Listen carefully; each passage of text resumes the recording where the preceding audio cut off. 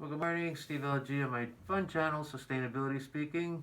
Not such a fun topic today, but something that might add a bit of comfort to your paper cloth mask wearing. Um, Simply put, to make this a quick video, I made these mask covers before, and you can check one of these links to see the longer video version of how I cut those out. Not that it's rocket science, but a few quick tips. See, I didn't shave.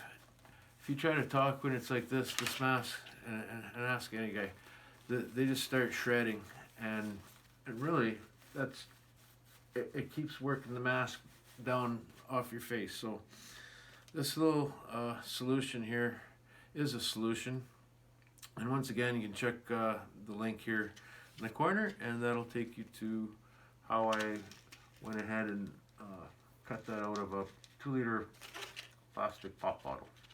Thank you, Steve LG, Sustainability Speaking. And if you got value from this video, please click the like button. Cheers.